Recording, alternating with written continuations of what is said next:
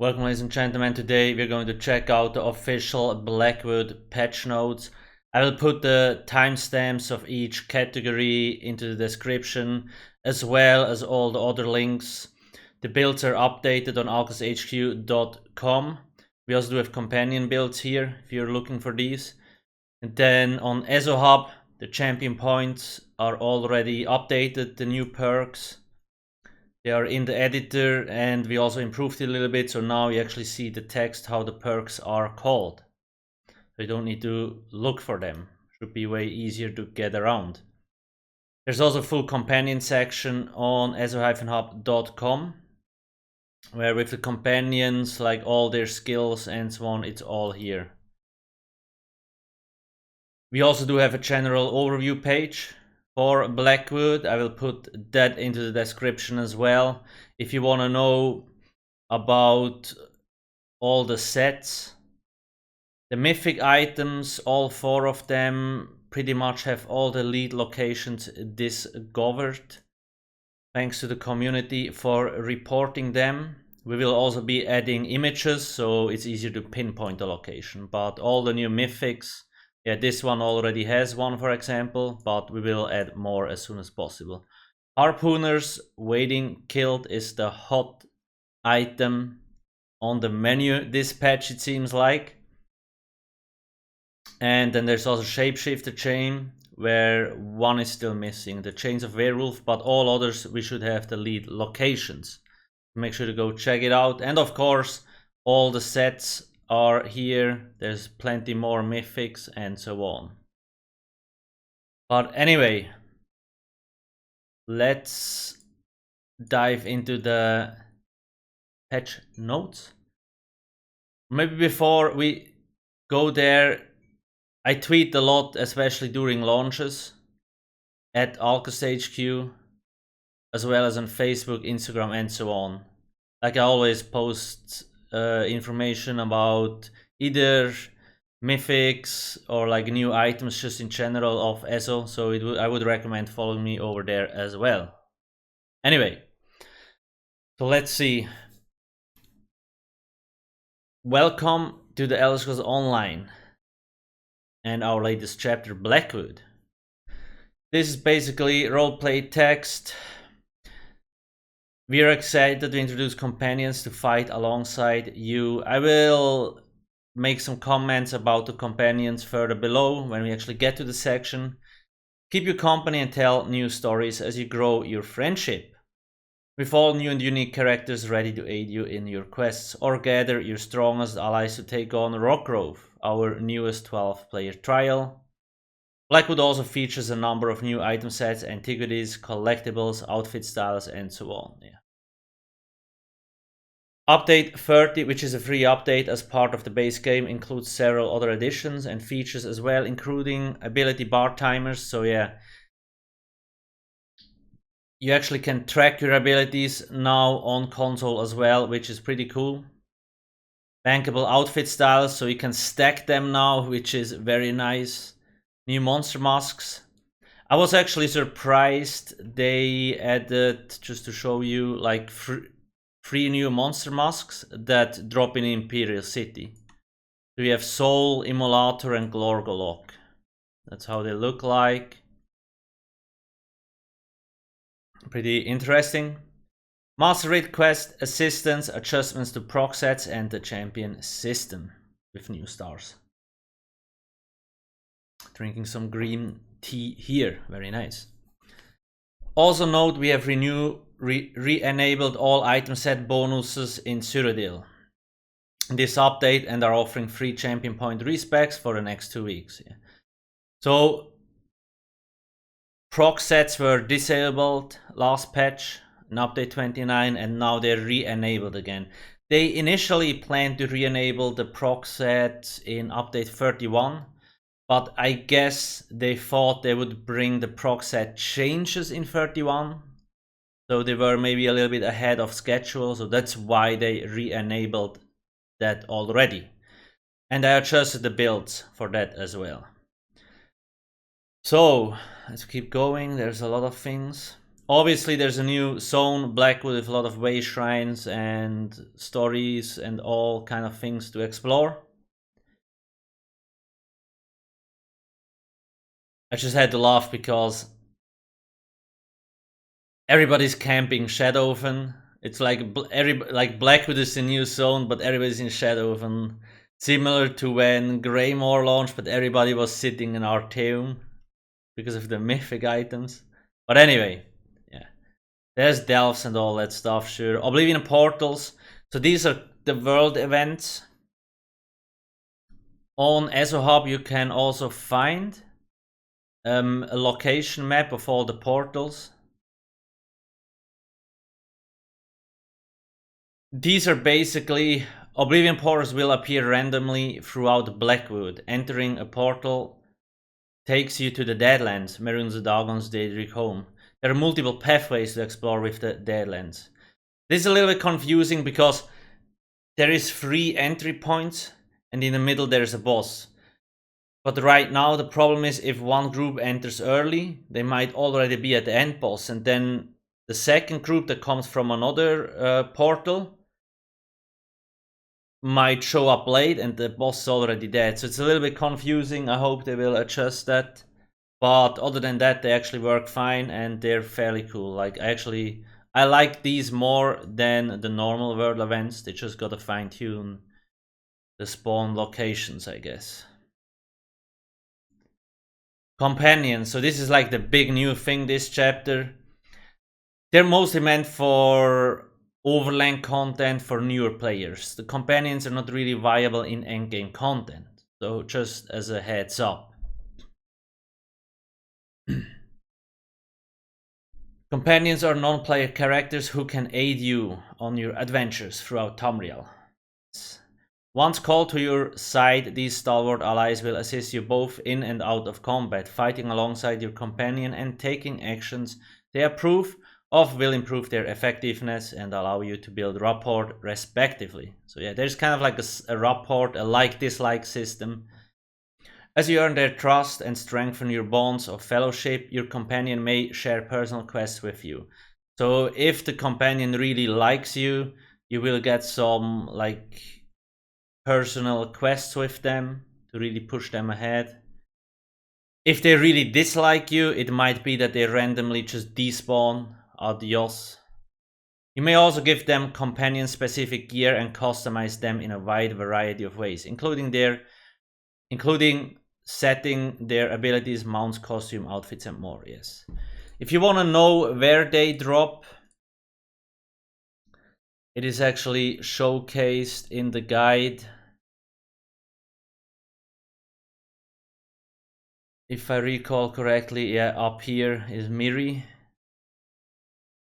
Blackwood, and then Bastion is like further south.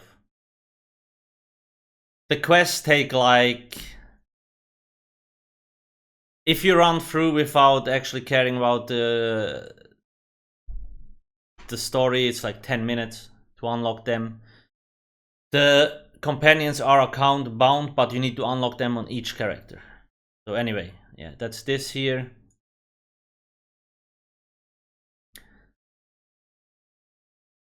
Let's actually see, yeah, and then in the allies section, where the banker is right now, there are also companions.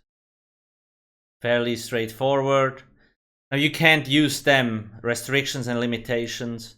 You can't use them in like PvP areas or solo arenas. And you can't go into a trial with 12 players and 12 companions, right?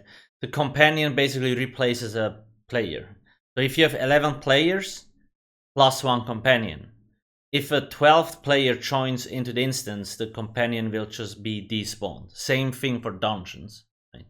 You can go in with 2 players and 2 companions, or just 4 players. That's about this. Then interaction and customization. Yeah, this is not that important, I guess. Maybe combat. Combat is important, yeah. The skills tab of the companion menu provides a list of available skill lines and associates abilities which may be slotted into the companion's active ability bar. These abilities may have usage restrictions such as requiring a specific weapon type and so on, yeah. Companion abilities utilize a cooldown system to determine frequency of usage, with various companion abilities having an array of cooldowns. Basically, can you see this image? Let's see. If you, like, the companions will activate ability 1, 2, 3, 4, 5. Always in that order. Some abilities, like this one here, might take 30 seconds. These here might take 8 seconds. So it will just 1, 2, 3, 4, 5, 1, 2, 3, 5, 1, 2, 3, 5, till this is off cooldown again. That's something to keep in mind. Yeah. Cosmetics, you can actually customize them with all the stuff you have, as well as mounts. Pretty cool. Progression, so this is maybe important. They're fairly easy to level. It actually, I have just done like some questing and dailies, and I'm already level 9 on one of my companions. So you start with level 1 when they're unlocked, and level 20 is max. The normal skill lines are just leveled up by killing stuff. Basically, the companions gain a quarter of the experience you gain.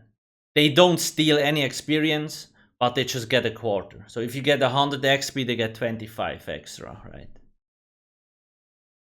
Certain things, like the Mage's Guild, Fighter's Guild Undaunted, you need to do daily quests from Fighter's Guild, Mage's Guild, and Undaunted to level these up, right? So that will take a little bit longer. Unless you have like 10 characters and you can do the dailies on 10 characters, then it will be faster. That's all this. I'm not gonna go like over every single text because I'm basically explaining it on the go. The rapport system is the like and dislike stuff. We already kind of know what they like and dislike. It's also in the guide here. So for example, Bastion, when you steal things or you kill friendly NPCs, it doesn't like that. The rapport might decrease if you use Blade of Woe on NPCs. But he does like gathering runestones, visiting crafting stations and stuff like that. There is more, we will be adding more things on the go when we find them out. And by the way, if you have anything, like if you have more additional information on certain things, you can join our community Discord. I always post news there, or when I stream on Twitch, you can ask me questions. It's the best way to ask me questions. We do have the feedback section down here, so if you have any information on like lead locations, or like there's something wrong on a build, you can post them in the alcasthq feedback section or an ESO hub, the Dwemer Automaton, it's all here, right? So you can always give us feedback or bug reports, and we will try to fix it as soon as possible on the websites. So yeah, like, dislike. If they really like you, they will offer you additional quests. If they really dislike you, they might just randomly despawn.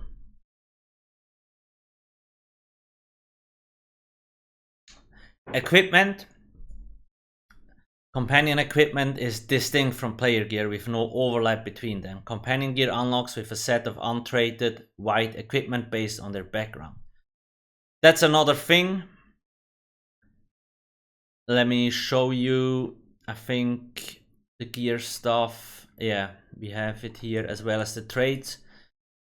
Companion gear is simplified. It is not as important as like player gear, so you could actually wear heavy armor on a damage dealer or something like that, because you don't really gain a lot.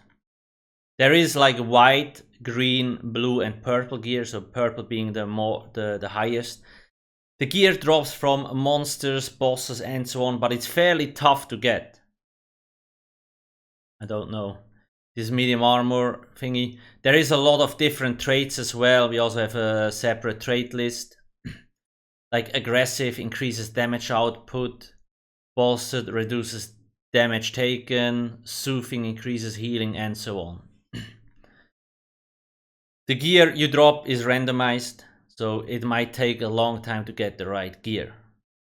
A little bit annoying, but then again, you don't gain that much out of it, right? Same with the passives. It's not that big of a deal. When we actually look at it, let me see if I can find it. The medium armor stuff. Yeah, so here. Like, you only have one passive, really. It's this one. Yeah, flexibility. Increases damage done by 1%. That's it. So if you wear 7 medium armor, you have 7% extra damage. If you have light armor, it increases healing done. That's pretty much it. The only reason you would want to wear light armor is because most people probably won't understand that light armor is different to light armor on players. That's why I don't like the system, really. It's a little bit confusing. It's like, why not just make it the same as players? But you need like 5 pieces if you want to use the ability here, which resets all cooldowns, so that might be something.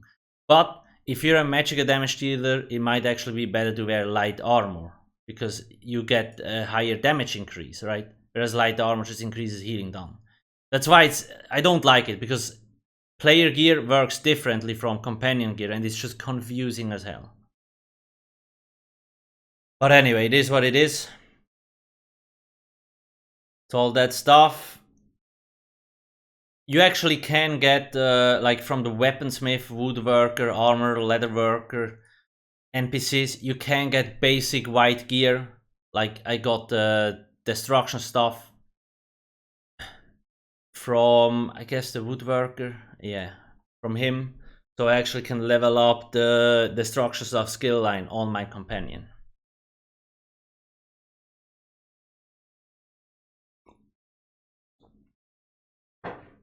Yeah, that's more roleplay stuff.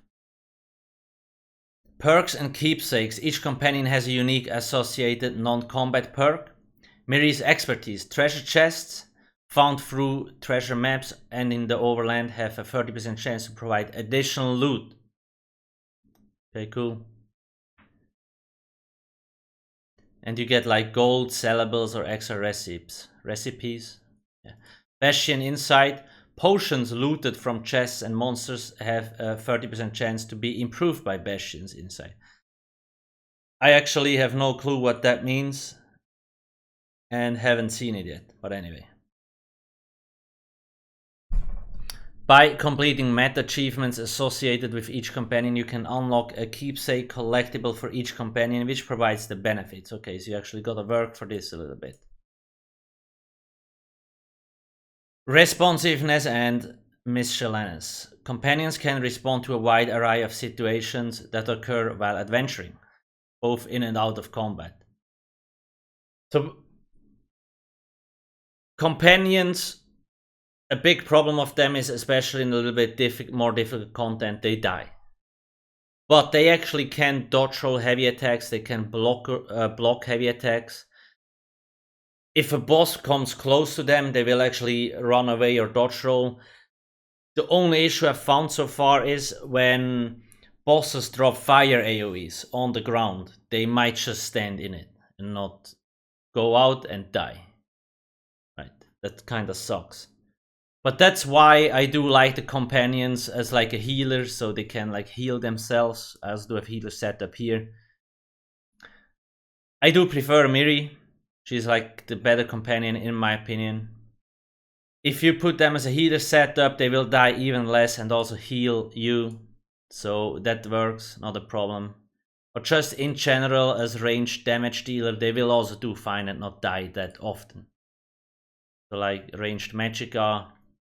This is my favorite setup for Miri. A little bit jealous. She can pretty much spam shooting stars. It's called Star Falls, but it's like the shooting star animation.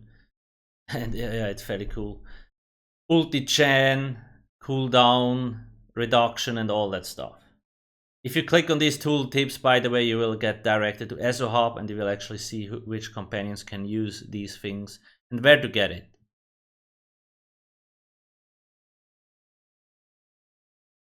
The companion ultimate autocast setting in gameplay section of the settings menu allows you to set the companion to wait until they are directed to you. So you basically can let them, okay, wait till I press a button, so you use the ultimate, or you can just let them autocast it the moment it's ready. If a companion dies in battle, they can be revived using a soul gem. Yeah, it's basically like any other player. Rockgrove Trial. So this is the new trial. I really like this one. I like it more than Keen's Ages. Keen's of Ages, like the first two bosses were kind of like just too generic for my taste.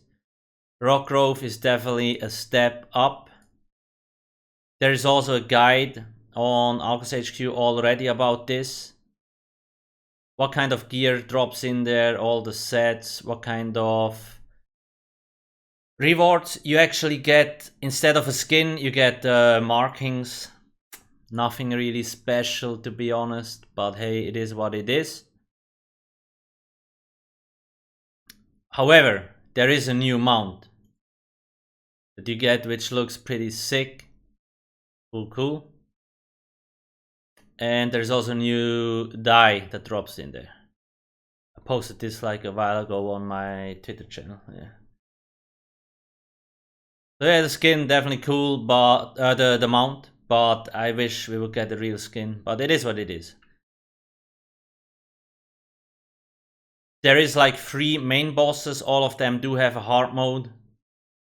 And there is 2 side bosses. The side bosses are required if you want to do like a speed run, I think. You gotta kill all the mobs.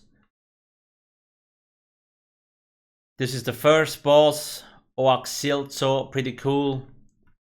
Second boss, Flame Herald Basai, aka Pain in the Ass. And then the last boss, Xalvaka. So yeah, really cool trial. You don't need to do it on veteran mode, just do it on normal mode if you're not that experienced. It's definitely worth checking it out. The gear that drops in there, I already tapped out, Jesus, is actually also fairly decent. Things like Basei increases your damage done to non-player enemies by up to 15% based on your missing magicka. This is a high skill set. If you can manage your magicka to be low, you get a buttload of extra damage, right? Most players won't be able to use this properly, but you can if you want. Then the next one would be Stone Talker's Oath. This is like for the healers, kind of like Hollow Fang, but it also gives stamina. Sulkzan is a stamina set. And then we have Sex Heal Champion, which is the tank set, which gives my Major Force. Kind of like Aggressive Warhorn. But yeah, anyway, we will take a look at these sets in a second. So yeah, pretty cool. Like the trial. Next up, the hard modes are really like, they fuck you up. It's kind of nuts. New sets. So we have Overland sets, Frost Bite. Increase your damage done with Frost abilities by 8%. Increase your damage done against chilled enemies by 4%. Increase your damage done against enemies afflicted with minor brittle by 2%. So if you want to build an Ice Mage, this is the set, right, that you want. The 2, 3, 4 bonuses are also nice. And the 5 piece is like really well done. Now, of course, it won't be best in slot because ice abilities in general just do less damage. Fire will still be better. But if you want to build like a specific Ice Mage set, like a build, then this set is definitely good. Deadlands Assassin, dealing damage to an enemy within 10 meters of you with a heavy attack causes you to throw a cone of knives, dealing physical damage to enemies hit. If an enemy hit has 50% health or less, they also take additional bleed damage over 13 seconds and scales off the higher of your weapon or spell damage. Dealing damage to an enemy with 10 meters. I don't know. I wonder how much damage it does. Deadlands Assassin. Well, I guess we can take a look. The search bar, you by the way can type in sets or anything and it will pop up immediately.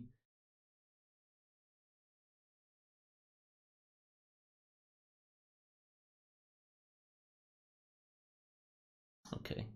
The values here are lower, right? Like we usually take the values on a naked character, so it will be way higher when you're actually geared. Because proc sets scale off your weapon damage, spell damage now, right? So it might be like 5k, 10k in game.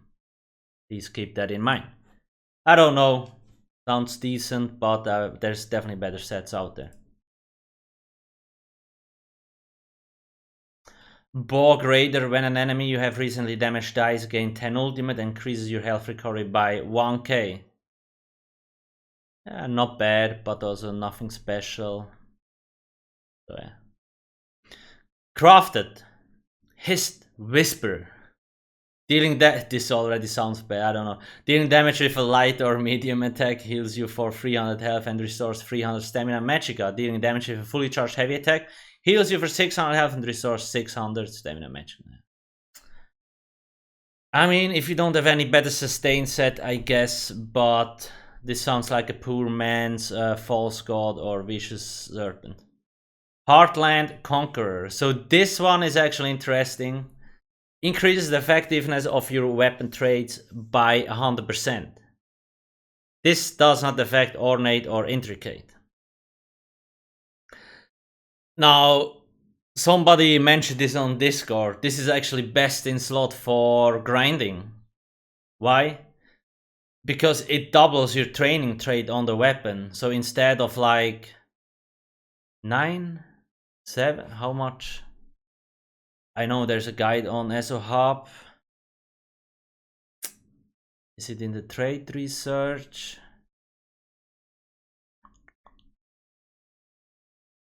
Maybe in the benefits of sets. Jesus Christ. Nobody will ever find this except me. Lol. Weapon traits, training.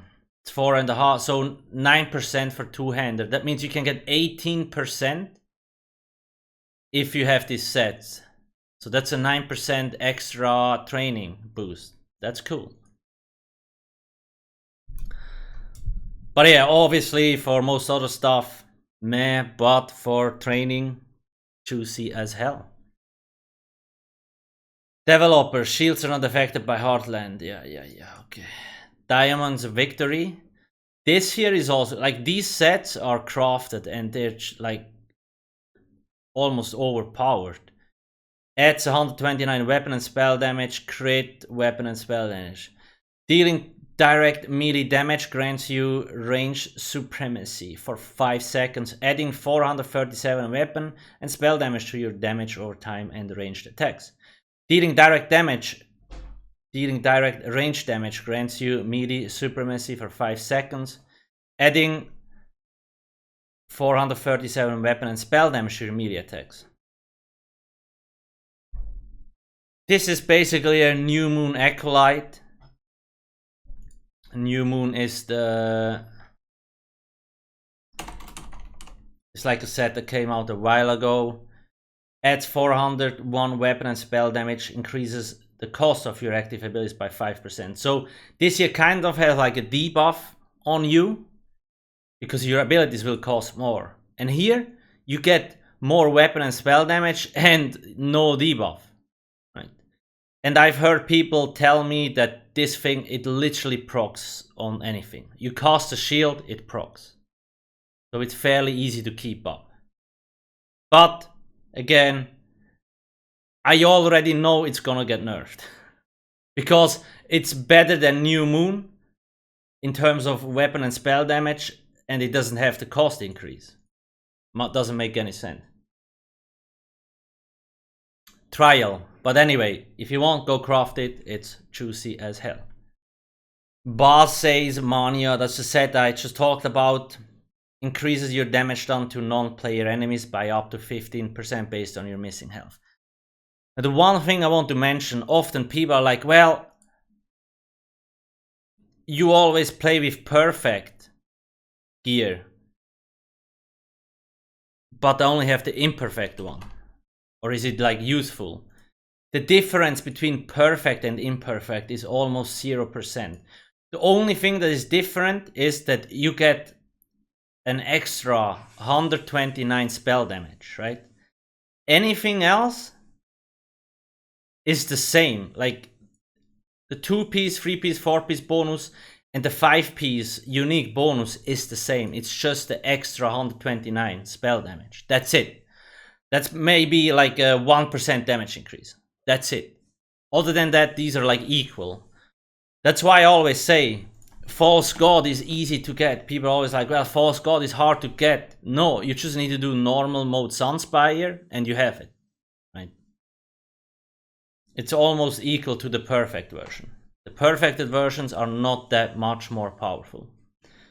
So this here is definitely a set worth farming. It's high skill cap because you need to manage your Magicka. You need to keep it low and that's not easy to do. It's usually 0 or maxed out. That's how ESO players play.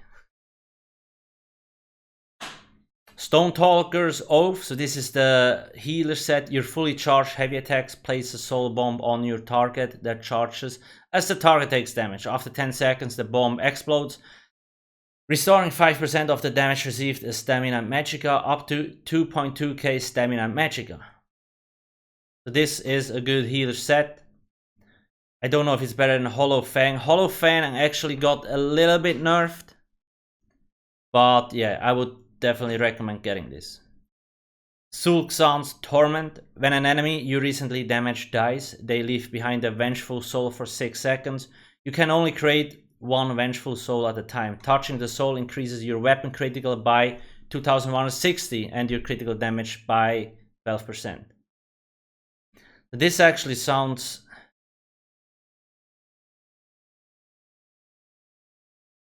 really strong. If this is like a unique buff, this sounds like Major Savagery and Minor Force, but if this is a unique buff, really juicy. Saxhleel Champion, so this is like the tank set. When you cast ultimate ability, you and up to 11 group members within 28 meters of you gain Major Force for 1 second for every 15 ultimate. So you need to have a high cost ultimate to make it worthwhile. Increasing your critical damage done by 20%. This is basically aggressive Warhorn. When we have aggressive horn, yeah. Does the same thing. You and your allies gain Major Force, increasing your critical damage by 20% for 10 seconds. So if you have enough aggressive horns, you don't really need the Saxhleel Champion, but if you don't have enough horns, you could actually use this as a substitute. Antiquities. So here is where it gets juicy. The most, how to say, everybody was looking for harpooners waiting killed. Like ESO Hub, like a third of the people were just looking at the kilt, literally, because they wanted to know where it drops. Because it was so popular. Because it still is. But first, let's talk about Gaze of Siphis. I have seen a lot of PvPers that want this. Gives you 3.2k max health, 1k health recovery, 4k armor, but you can't really block. Block is useless. But especially in smaller ball groups or ball groups in general, you just run, right? If you block, you're slow, not good. So this here is very good if in the right group setting, I guess. We already know all the lead locations. Public dungeon,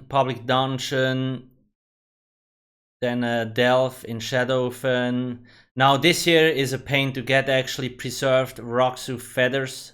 I would recommend start doing this as soon as possible, because you need to first off have the Dark Brotherhood skill line passive Shadowy Supplier. Right. That is, let's see if it pops up. You need rank 4 Dark Brotherhood to get this, because what will happen if you have this, an NPC called Remain Silent will show up in the Outlaw Refugees. Right. If you don't have that Shadowy Supplier perk passive, he's not there, she's not there. So you need this, and then you need to choose have an equipment today. The others might also work. And this has a 20-hour cooldown, right? And it's RNG based. So for me, it dropped on the first try. I was lucky here. Preserved Rugs of Feathers is now available to scry. I have heard of people doing this 10 times and they haven't gotten it still. So I would recommend doing this as soon as possible if you want it. I would recommend doing this in the Vivek Outlaws Refugee. It might drop in all refugees, but so far, all people I talked to used Vivek. It might be kind of like a self-fulfilling prophecy, obviously, but Vivek worked, so I would also recommend doing it there. And then the other thing is in Cradle of Shadows. Then Harpooners Waiting Killed, so this was like the hot cake. Dealing direct damage grants you a stack of Hunter's Focus for 1 minute, up to 10 stacks. You can only gain 1 stack of Hunter's Focus per second. Each stack of Hunter's Focus increases your critical chance by 125 and your critical damage by 1%. Taking direct damage removes 5 stacks of Hunter's Focus and has a 1 second cooldown. Removing Harpooners Harpooners Waiting Killed removes all stacks. So this is the target dummy Humper's Dream, like Siroria. Best in slot on a target dummy, but very difficult to use in a raid or a dungeon. Because the moment you take direct damage, you lose the stack. It's gone. So on a target dummy you don't get damaged, best in slot, because you will get so much stats out of this. But in a raid or a dungeon, when you get hit often, you might be at like 1 or 0 stacks all the time, and then it's not worth it. The leads are also all here. Ruins of Mazatun last boss, then we have Blackwood world bosses, the Silver Reef Core drops in Bal Foyen, Tide Glass Beats in Shadowofen, this here is Cancer. Like everybody's camping fucking Nirnroot and Water Nodes.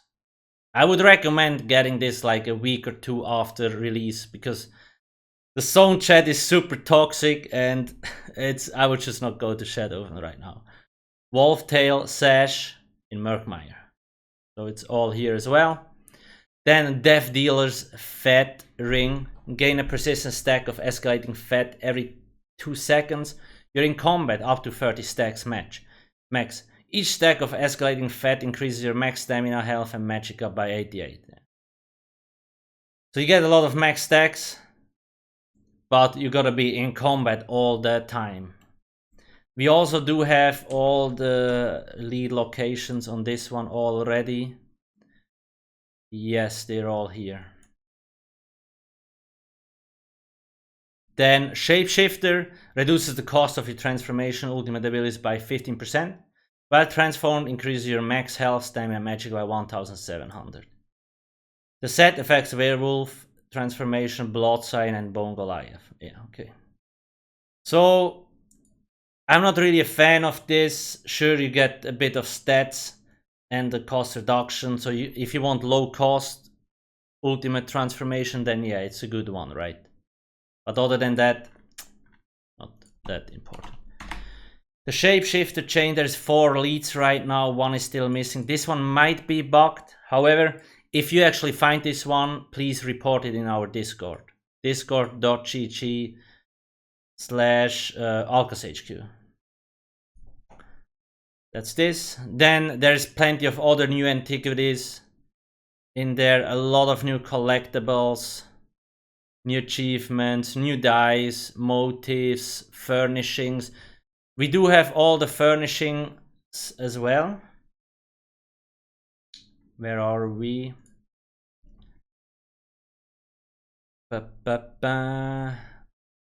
Pretty sure I listed it somewhere. Yeah, here. All the furnishings, and I think most of them should have images. Yeah, cool ones should have images. Brazier and so on. So the ability bar timers, like I explained before, it's kind of like the action duration reminder, but now you can actually use it on console. Huge quality of life improvement.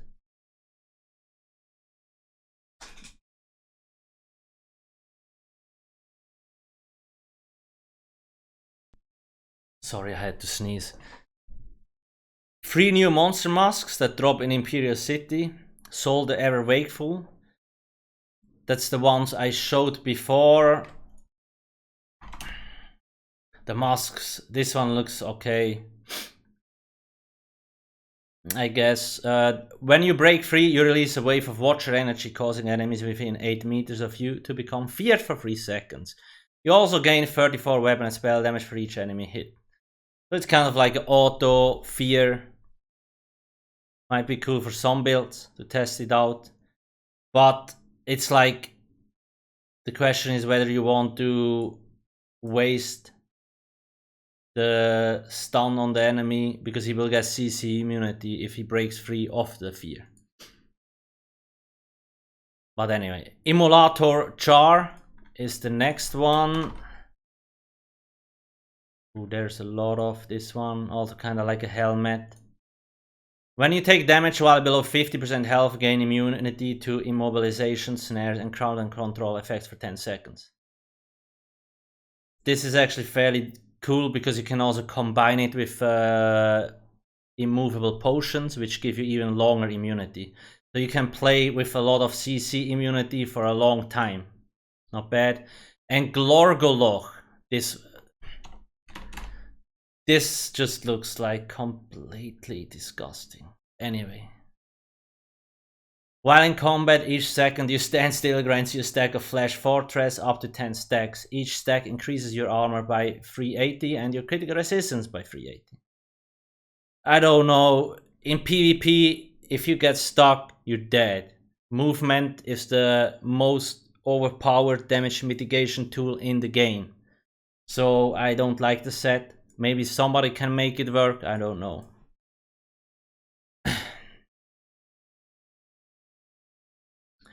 Bankable outfit styles, so you can now, like, this will save you a lot of space, really great. New tutorial. They kind of missed the mark on this one, like, I think we have a guide for this. Yeah, new player tutorial.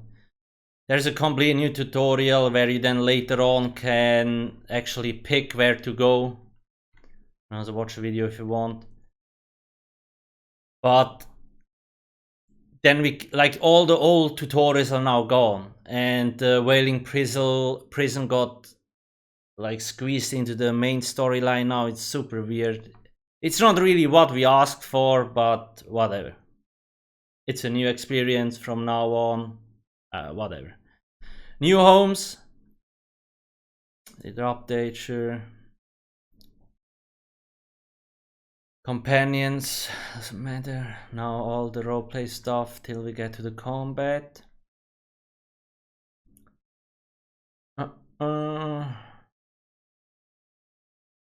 Combat and abilities.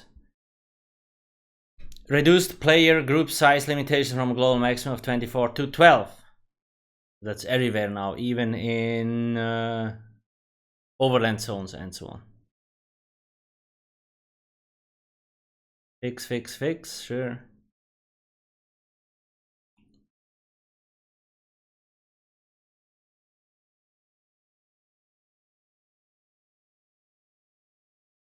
The following abilities have received significant adjustments to how the server handles. Whatever, man. The Battle Spirit passive now also reduces your health recovery by 50%. Yeah, the health recovery was a little bit overpowered in Cyrodiil. Now it's actually affected by 50% debuff as well. The damage over time effects listed below will now continuously update their damage based on your stats each tick, rather than following the standard of snapshooting their stats on application. Okay, so every tick they actually get be applied. Interesting. Sure, a lot of fixes. Non-combat pets owned by other players will now be temporarily hidden when engaged with Dark Anchor's abyss. Okay. Like, they, in this game, the performance, like, when there's too many people, the performance just shits the beds because there's just so much things to render, right? It's crazy. They're trying to reduce the load.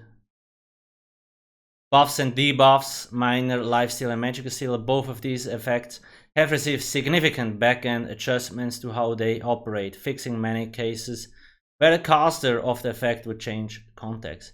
They now are considered to be sources from the caster of the effect. Okay. Sure, Magical Up.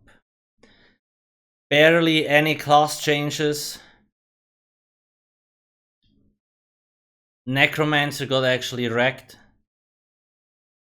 Boner Yard. Small change, but this year Death Knell is like, what the hell sauce. Reduced the amount of critical chance granted from this passive to... Oh, wait.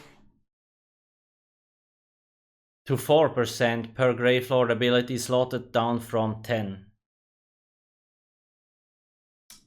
Yeah, it's still, yeah. So instead of 10%, you only get 4% per. That's a little bit harsh nerf. I would have expected maybe a 6 to 7%.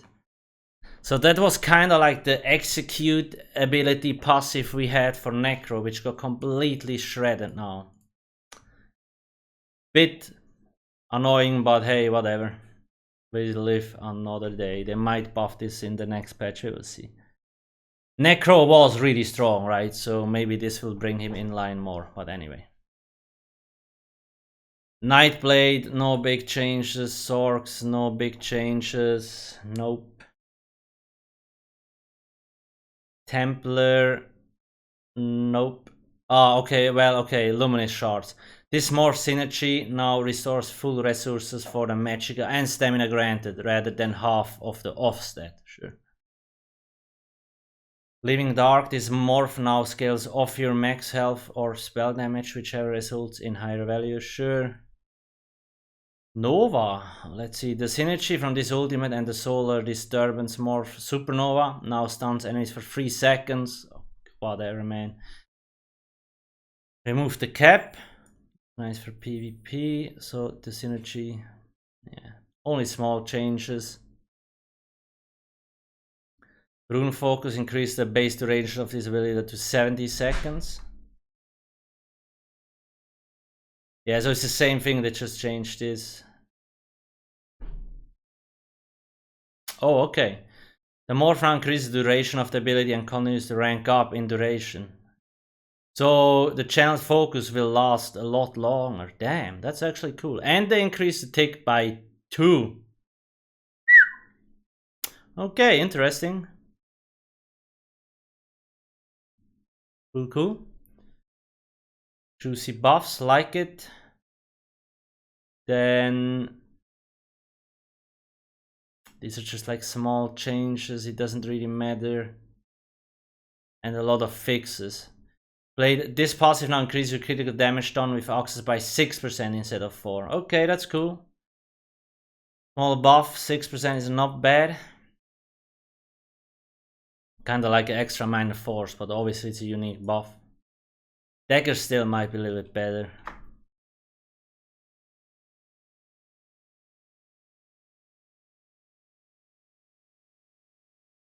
Heavier weapons, same thing, yeah, it gets you 12% instead of 8. So here's a big change, Necrotic Orbs got wrecked quite hard. Now, the orb is still useful. The reason why they nerfed the orbs is, it was just like completely overpowered. It was twice as powerful as most other dots. That's why it deserved the nerf, right? Like, this deserved the nerf. So it ticks every 1 second instead of every half second now. And they increased the damage tick by 16%. They also made the orb travel slower, so it hits enemies more times. So yeah, it's a nerf, but it's kind of deserved because it was just so much stronger than any other dot out there. Cult drops increase the damage per tick of this ability by 36, and it's still crap. Whatever. Sure. Champion points, so they actually took a lot of the feedback. Previously, you needed like 2,200 to max out your perks, right? Now you need like 1,600 and that's it, which is very cool. We already have all the the new sub tree here that got created. Very cool things for the healer. Like from the brink, whenever you heal, can you see it? Yeah, whenever you heal yourself or an ally under 25% health, you grant them a damage shield that absorbs up to 2k damage per stage. You can create, I think, 5 stages on this, so it's like 10k. And you can boost it even higher, so it goes to like 20k or something. Hope Infusion with minor heroism, so these here are really cool. It's a great addition. The calculator itself already has them, like I mentioned before.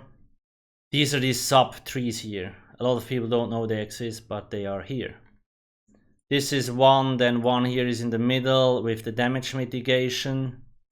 And up here for damage. You can click on these purple thingies. I won't go into this that much, but it is what it is. So you need a lot less champion points now to max out. Like, a lot of people always say, well, I need 3,600 points. That was not true before. You needed like 2.2k, and now you need like 1.6k. With 1.2k, you can already make a perfect build already, right? 1.6k includes like all the roleplay stuff that you don't really need. One more thing to note, yes, that means like to make this happen, they had to cut down on the perks here. So before Eldritch Insight, for example, it had 4 jump points. Now it only has 2. So instead of 4 times 260, you can only gain 2 times 260 points. That's a small nerf to the character, but it doesn't matter that much because the most important perks are like these here, the slottables, and these didn't get nerfed, right? These are way more powerful. The passive perks barely made any any power changes in your damage or mitigation anyway. It's like the perks that you slot are important and they didn't get touched. So yes, it's a small nerf, but not that big. I'm not gonna go over a lot. Some more set changes. Okay, so this here is important. Item sets that proc events that deal damage or heal now scale similarly to abilities based on specific stats, which will now be called out in the tooltip. Check each section to see which set scale with what. The following scaling methods are currently available, which may expand or change in the future. Damage focused proc based events will scale with the higher of your weapon or spell damage. So you must have 6,574 weapon or spell damage to reach the original value of many sets. Basically, if you want Relican to do as much damage as before, you need to have at least 6,574 weapon damage. Now, if you have more than this, it might actually get stronger. Healing focus proc based events, you must have 39,901 max magic or stamina to reach the original value. So that's proc sets like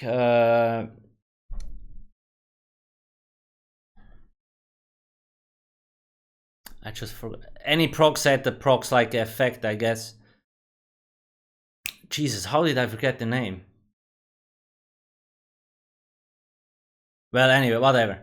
It's like anything that pretty much procs, right? Things like sustain or whatever. You need a lot of max magicka. Tanking. So with health stats, you must have like 44k max health or 31k physical spell resistance. Yeah. That's quite high base stats. Maybe a little bit disadvantage to magic builds because they usually have lower spell damage than stamina, so I'm not sure. Like, nobody's really happy with this. The PvPers are not happy and the PvEers neither. But we will see how it plays out. And because they made these changes, they also enabled the proc sets once again in Cyrodiil. That's why you have seen me change all the PvP builds on alcasthq. Previously there was only 18 sets to choose from, now you can choose all again. Some people get salty because I keep changing the builds, but it's not my fault. I try to change the builds as little as possible. They're still good to go, but like last patch, none of the proc sets were usable, so like I had no choice to change them. More stuff here. So minor changes, doesn't really matter.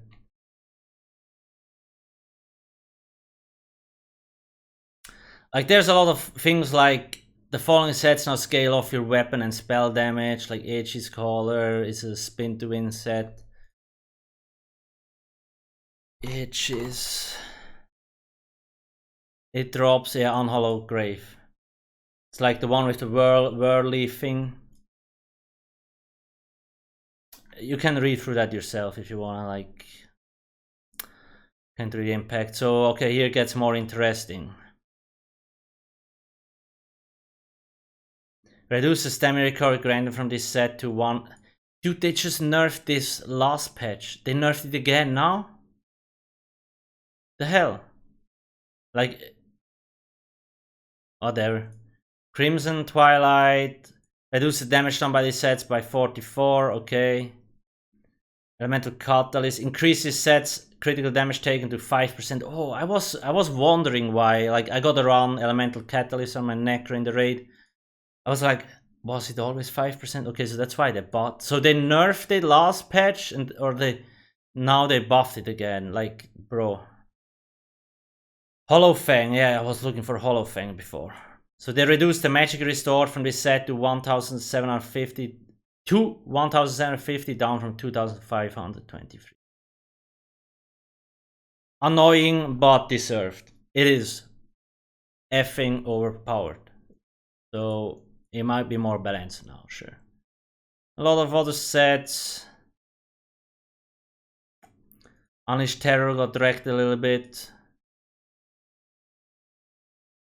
Monster Saw Masks. Croc. This set now lasts for 2.4 seconds instead of 1.2 seconds, sure. Increase the cooldown to 6. Oh, okay. Yeah, still the same then. A lot of the changes because they had to make the adjustment to the proc stuff, right?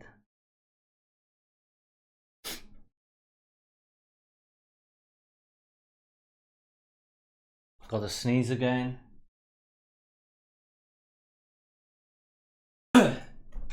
Ah, Jesus. Mythics. Increase the magic granted to 1.6 from, sure. Malakoff. This set now increases your damage done by 16% but reduces your critical damage done by 50 rather than increasing damage by 25 and making you unable to crit. Okay. So crit search will actually work again on this one.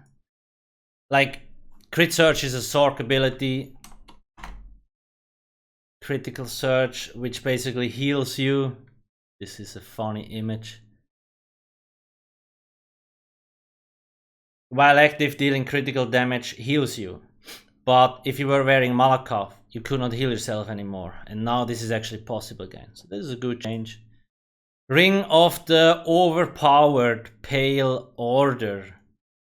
Just like slap that baby on any solo build and you're good to go. I made a video about this because a lot of people were asking whether a Pale Order or the Companion Healer was the better option. Basically, the conclusion of the video, for newer players or people that don't deal a lot of damage, the Companion will be better, and for experienced players with a lot of damage, Pale Order is the better option. So what did they do? Increase the amount of healing done from this set to 20%, up from 18. Cool. They actually buffed it. This set now loses 4% of its value per group member you are with. This means if you're alone, it will stay at 20%, but reduce to 8% if you're in a group with 3 other players. So if you have a companion, you will get 4% less healing, right? And then also remove the heal cap from this set.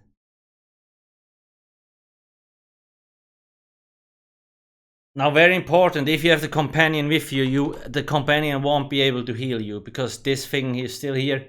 You cannot be healed by anyone but yourself. So the companion will not be able to heal you if you have the Pale Order active.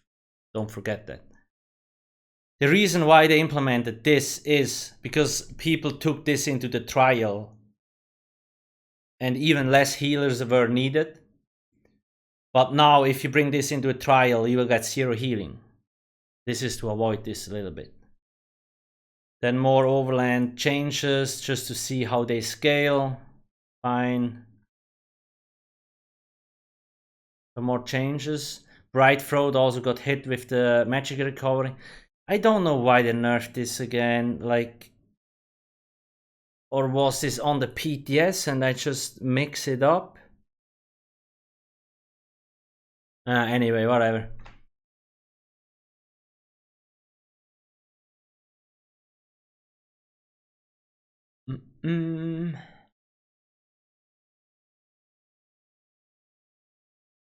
Okay, increases the health, magic, and stamina restore from this set to 2772, up from 25.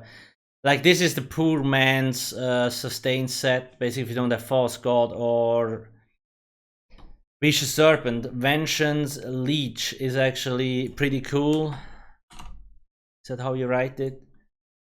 It's from Cyrodiil. You can buy it in Guild Sword for a cheap price. It only comes in jewelry and weapons, but like every time you kill something, you get a buttload of health, magic, and stamina. So it's pretty cool. Vicious Death increased the radius of the explosion from this set to 5 meters. Sure. The following set now scales off. Yeah, cool. That's pretty much it.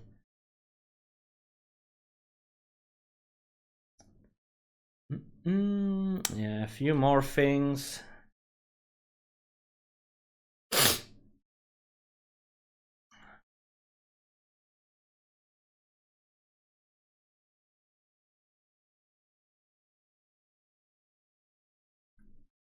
Okay, yeah, sure. We do have a full news article on like Blackwood, what kind of new things that are in here.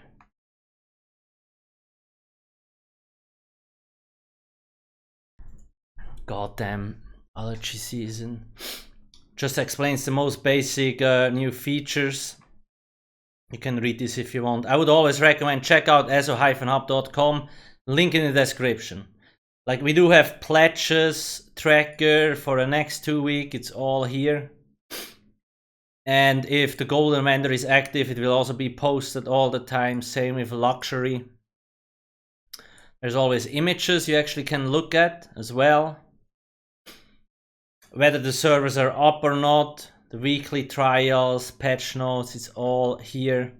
We do have a Patreon, by the way. If you want to support us, you can donate like $2 and you will get like the ads will be gone on alcasthq and ESO Hub. So we also appreciate that. Check out this, and then alcasthq if you want builds and just all other sort of endgame stuff. It's all here. I do have a Twitter where I post almost daily. I would recommend following me here as well, at alcasthq. The links are also in the description. As well as a Facebook, Instagram. It's all here. Then my main YouTube channel here. Don't forget to subscribe. I do have a second YouTube channel where I upload past live streams pretty much from Twitch here, where you also can follow me. It's always best to ask me questions on Twitch, please, because when I'm live, it's easy. Otherwise, I don't have that much time. And we do have a Discord community server where you can discuss things, or if you just want to keep track of the news, what comes out, or when I'm live, give feedback to all our projects. It's all there. That's pretty much it for me for today. Let me know in the comment section below what you think about this, but overall I do like it. There's a few bugs that made it into the game, which is annoying because we reported these fairly early on the PTS and they didn't get fixed. But other than that, I actually like Blackwood. Yes, there's not that much for like endgame folks, but overall it will be healthy for the game, I feel like. Thanks for watching and have a nice day. Cheers.